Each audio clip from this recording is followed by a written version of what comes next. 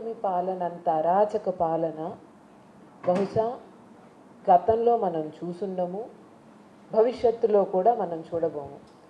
ఈ విషయం ఎందుకు చెప్తున్నానంటే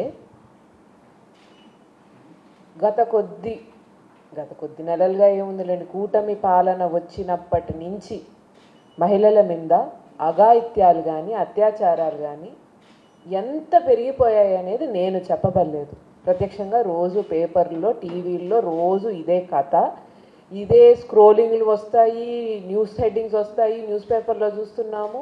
దాన్ని ఎవరు పట్టించుకునే పాపాన్ని పోవట్లేదు. మనం ఇది రోజు చూసి పాపం ప్రజలకి మహిళలకు కూడా కొంతమేరకు మనమే జాగ్రత్తగా ఉండాలి, కానీ వీళ్ళు కూటమి ప్రభుత్వం కానీ పోలీసులు కానీ మనల్ని రక్షించడం అనేది అర్థమైపోయింది. ఈరోజు ముఖ్యంగా ఈరోజు మనం మాట్లాడుకోవాల్సిన విషయం ఏంటంటే మహిళలతో పాటు మైనర్ బాలికల మీద కూడా అత్యాచారాలు అఘాయిత్యాలు ఎక్కువైపోయాయి. కూటమి పాలనలో సిగ్గుపడాలి కూటమి పెద్దలు కానీ పోలీసులు కానీ. మొన్న మాట్లాడుకున్నామండి గుమ్మడ్ల దిబ్బ మైనర్ బాలిక కేసు. మొన్న జరిగిన ఘటన మర్చిపోయేటువంటి అవకాశం కూడా లేదు. అంత లోపల మళ్ళీ వరిగొండలో ఇంకో మైనర్ బాలిక మీద అఘాయిత్యం. ఎంత దారుణంగా ఉందంటే పరిస్థితి. గుమ్మడ్ల దిబ్బలో మైనర్ బాలిక మీద అత్యాచారం జరిగిందో అఘాయిత్యం జరిగిందో దాని మీద కేసు మీద యాక్షన్ తీసుకోకుండా మీరేం చేశారు? ప్రభుత్వం ఏం చేసింది? పోలీసులు ఏం చేశారు? ఎవరైతే ఆ కేసు మీద న్యాయం కోసం పోరాటం చేశారో వాళ్ళ మీద కేసులు పెట్టారు, వాళ్ళకి నోటీసులు పంపించారు, మాకు నోటీసులు పంపించారు. మీరు ఆ కేసు డైవర్ట్ చేయడానికో, ఆ కేసు మీద మేము మాట్లాడాం కాబట్టి మమ్మల్ని తప్పు చేయడానికో, లేకపోతే మమ్మల్ని భయపెట్టడానికో తీసుకున్నటువంటి జాగ్రత్తలో 10వ వంతు జాగ్రత్త, కనీసం 10% ఇంట్రెస్ట్ ఈ తప్పు రెండోసారి జరగకుండా ఉండడానికి తీసుకొని ఉంటే ఈరోజు వరిగొండలో ఇంకో ఘటన జరుగుండేది కాదు కదా. ఇది ఎవరి తప్పండి? గవర్నమెంట్ ఏ రకంగా ఫంక్షన్ అవుతుంది? గవర్నమెంట్ ఒక పక్క పట్టించుకోదు, పోలీసులు పాపం వాళ్ళు వైఎస్ఆర్సీపీ పార్టీ నేతల మీద కేసులు కట్టుకోవడానికి బిజీగా ఉన్నారు. వాళ్ళు ప్రజల గోడు వినరు. ప్రజలు వెళ్ళి వాళ్ళ బాధలు ఎవరికి చెప్పుకోవాలి? న్యాయం ఎలా జరుగుద్ది ప్రజలకి?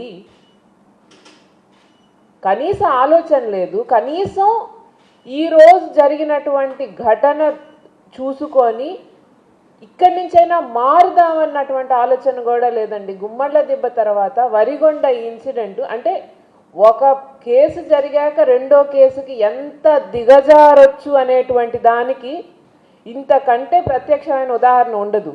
మొదటి కేసులో గుమ్మడ్ల దిబ్బలో ఏం చేశారు? ఆ కేసు గంజాయి తీసుకోలేదు, లేకపోతే ఉట్టి మద్యం సేవించి ఇది జరిగింది, గంజాయి తీసుకున్నారని చెప్పి మీ దగ్గర ఆధారాలు ఉన్నాయని మాకు నోటీసులు పంపించారు. అంటే జరిగినటువంటి తప్పు పొరపాటు కప్పిపుచ్చేటువంటి ప్రయత్నం. ఈ కేసులో ఏంటి పరిస్థితి?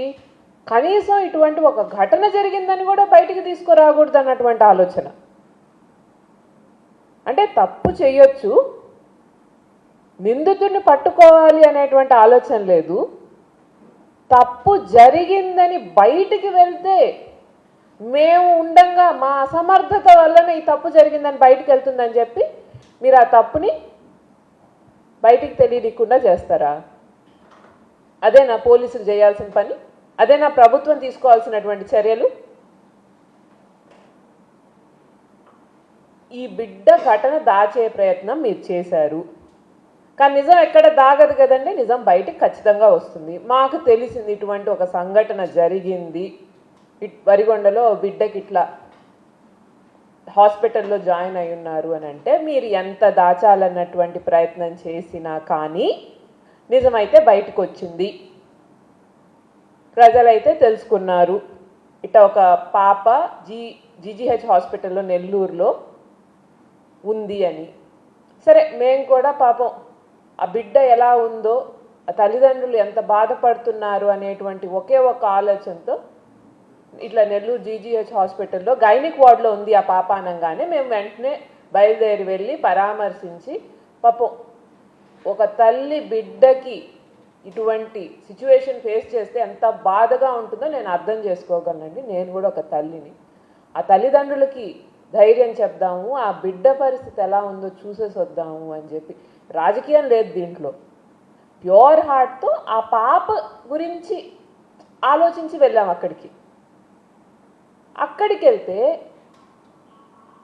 అక్కడ ఉండేటువంటి హెచ్ఓడి గీతాలక్ష్మి గారు మరి పోలీసులు ఏమన్నా సూచనల మీద చేశారో, సొంత ఆలోచనో, లేకపోతే నిర్లక్ష్యము, పోక్సో యాక్ట్ మీద వాళ్ళకి అవగాహన లేదో అర్థం కాదు. కానీ అక్కడికి వెళ్ళి అమ్మ ఇటువంటి ఘటన జరిగినటువంటి పాపని 6 ఏళ్ల బాలికని వరిగొండ నుంచి వచ్చి డీటెయిల్స్ అన్నీ చెప్పి, అంటే పోక్సో యాక్ట్ మాకు తెలుసు కాబట్టి ఆ పాప పేరు లేకపోతే వాళ్ళ తల్లిదండ్రుల పేర్లు చెప్పకుండా జస్ట్ ఇట్లా ఒక ఘటన జరిగింది, ఆ ఘటన జరిగినటువంటి పాప ఇక్కడ అడ్మిట్ అయి ఉందని మాకు చెప్పారు కాబట్టి ఆ పాపని పరామర్శించడానికి వచ్చాను అని అంటే ఎంతసేపు ఆ పాప పేరు చెప్పండి అంటుంది. నాకు ఆశ్చర్యం వేసింది. గవర్నమెంట్ హాస్పిటల్లో పనిచేస్తున్నారు, పోక్సో యాక్ట్ గురించి ఆమెకు తెలియకుండా ఉండదు.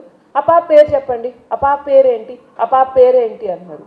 ఎవరూ కూడా పాపం ఆ బిడ్డకి రేపు ఇబ్బంది కలగకూడదని చెప్పి వైఎస్ఆర్సీపీ కార్యకర్తలు కానీ మహిళలు కానీ ఎక్కడా కూడా ఆ పాప డీటెయిల్స్ అనేది బయటపడకూడదని జాగ్రత్త పడుతుంటే తను మా నోటితో ఆ పేరు చెప్పించడానికి ఎందుకంత తాపత్రయపడ్డారు నాకు ఇప్పటికీ అర్థం కాదు. చెప్పకూడదని తెలియదా, లేకపోతే చెప్పినా పర్లేదు అనుకుందా, ఆ బిడ్డ పేరు బయటకు వచ్చినా పర్లేదు అనుకుందా? ఆ బిడ్డ ఎక్కడా అనంటే అది తెలీదు. నేను పొద్దున్నుంచి బిజీగా ఉన్నాను కాబట్టి నాకు తెలియదు అని చెప్పారు. మేము వెళ్ళింది ఎప్పుడు 6వ తేదీ సాయంకాలం, ఘటన జరిగింది ఎప్పుడు 5వ తేదీ. 5వ తేదీ నుంచి ఆ బిడ్డను పట్టించుకోలేదా? డ్యూటీ డాక్టర్ ఎవరైనా ఆ పాపను చూస్తున్నారా, లేకపోతే హెచ్ఓడి దగ్గర ఇన్ఫర్మేషన్ ఉందా అంటే ఒక నర్సు తిరిగింది నాకు ఆ పాప తెలుసు అంతే, అంతకుమించి ఎవరు కూడా ఆ ఇష్యూ మీద మాకు ఇన్ఫర్మేషన్ ఉందని కూడా ఒప్పుకోవట్లేదు. అక్కడ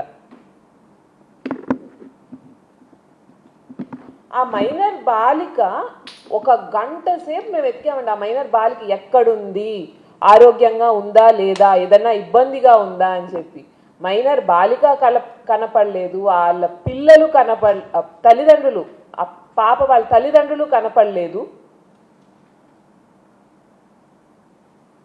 అంతలోపల యాజ్ యూజువల్ ఒక హై డ్రామా మనం స్టార్ట్ చేస్తాం కదా, మేము అక్కడికి హాస్పిటల్కి చేరుకునే ముందే ఆ హై డ్రామా అయితే స్టార్ట్ అయిపోయింది. ఏంటది? వెంటనే ఒక స్టేట్మెంట్ అనేది ఇచ్చారు. ఎటువంటి అఘాయిత్యం జరగలేదు, అక్కడికి దొంగతనానికి వెళ్ళారు ఒక 2 వ్యక్తులు, ఆ దొంగతనాన్ని అడ్డుకునేందుకు వెళ్తే ఆ బిడ్డ మీద దాడి జరిగిందని. సరే మీరు చెప్పారు, దొంగతనమే కదా, ఓకే. మీరు ఇన్వెస్టిగేషన్ చేసి చెప్పారో ఇంకొకటో. అప్పుడు ఇదేంటిది?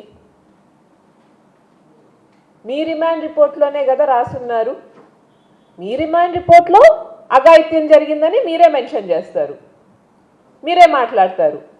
మళ్ళీ ఇంకో పోలీస్ ఆఫీసర్ వచ్చి దీంతో సంబంధం లేదన్నట్టు దొంగతనం జరిగిందని చెప్తారు. అంటే ఎంత నవ్వులాట, ఎంత ఘోరంగా ఉంది మీ పరిస్థితి అంటే ఒకరొక మాట చెప్తారు, ఒకరొక మాట చెప్తారు. ఎవరికి క్రెడిబిలిటీ ఉన్నట్టు, ఎవరికి నిజం చెప్పినట్టు నాకు తెలియక అడుగుతాను. మీ రిమాండ్ రిపోర్ట్లోనే రాసింది కదా అఘాయిత్యం జరిగిందని చెప్పి. అఘాయిత్యం జరిగిందని చెప్పి ఈ ఒక స్టేట్మెంట్ బయటికి తీసుకొచ్చి దాన్ని కప్పిపుచ్చడానికి, మీ అసమర్థత బయటకు తెలియకుండా ఉండడానికి, ప్రభుత్వంలో లోపాలు బయటికి తెలియకుండా ఉండడానికి మీరు ఆ బిడ్డను అక్కడి నుంచి హాస్పిటల్ సిబ్బంది సహాయంతో బయటికి తరలిచ్చేస్తారా? పోలీసులు హాస్పిటల్ గంట సేపు తిరిగితే మేము అందరం ఉన్నాం ఆ రోజు, వైఎస్ఆర్సీపీ మహిళా నాయకులు అందరం. ఎవ్వరు కూడా ఆ బిడ్డ ఎక్కడుందో చెప్పలేదు. ఆ మనిషా లేకపోతే ఏమన్నా వస్తువు కనపడట్లేదమ్మా, సడన్గా ఈడే పెట్టాను, పక్కనే పెట్టాను, కనపడట్లేదు అనుకోవడానికి. ఎవరిని అడిగినా కానీ మా తెలియదమ్మా అంటే మీ హాస్పిటల్లో ఉండే మీ పేషెంట్ గురించి మీకు తెలియకపోతే మీరు మీ హాస్పిటల్ నిర్లక్ష్యమనే అనుకోవాలి కదా. ఎవ్వరికీ తెలీదు ఆ పాప ఎక్కడుందో, వెళ్ళిపోయింది. ఆ పాప తల్లిదండ్రులు ఎక్కడున్నారో తెలియదు, వెళ్ళిపోయారు. ఏదన్నా మాట్లాడితే కనీసం అర్థమైనా ఉండాలి కొంచెమైనా. ఈ రోజుకి ఆ బిడ్డ ఎక్కడుందో తెలియదు. చదువుకుంటున్న బిడ్డని తీసుకెళ్ళి ఎక్కడో దాచేశారు. నిజాన్ని ఎప్పుడైతే నిజం బయటకు వచ్చింది అనగానే ఆ చదువుకున్నటువంటి బిడ్డని వాళ్ళ తల్లిదండ్రుల్ని, పాపం ఏదో బీద కుటుంబం అయ్యి ఉండొచ్చు, లేదా కాయ కష్టం చేసి బతుకుతుంటారు, వాళ్ళని ఇప్పటికిప్పుడు మీరు తీసుకెళ్ళి వేరే దగ్గర తీసుకెళ్ళి పెడితే మీ సొంత లాభాల కోసం ఆ ఫ్యామిలీ ఎలా సర్వైవ్ అవ్వాలండి? మీరు న్యాయం చేయకపోతే చేయకపోయారు, కనీసం వాళ్ళు ఇబ్బంది పెట్టకూడదు. గుమ్మళ్ళదిబ్బలో కూడా ఇదే కదా జరిగింది కేసులో. ఆ పాపని ఒక దగ్గర అడ్మిట్ చేశారు, అక్కడ న్యూస్ బయటకు వస్తుందని ఇంకో దగ్గర తీసుకెళ్లారు, అక్కడి నుంచి ఇంకెక్కడికో తీసుకెళ్లారు. ఆ రోజు డైరెక్ట్గా నెల్లూరు జీజీహెచ్కి తీసుకొని వచ్చి ఆ పిల్లని బతికిచ్చే ప్రయత్నం చేయాలి కదా. అంటే పోలీసులకి ఏమీ అవసరం లేదు ఇవన్నీ. పోలీసులు ఆ బిడ్డకి న్యాయం చేయాలనుకోవట్లా, ఆ బిడ్డకి మెరుగైన వైద్యం అందించాలనుకోవట్లా. పోలీసులు ఏమనుకుంటున్నారు, మేము కప్పిపుచ్చాలి, తప్పు చేసిన వాడు తప్పించుకున్నా పర్లేదు, మా తప్పులు బయటపడకూడదు.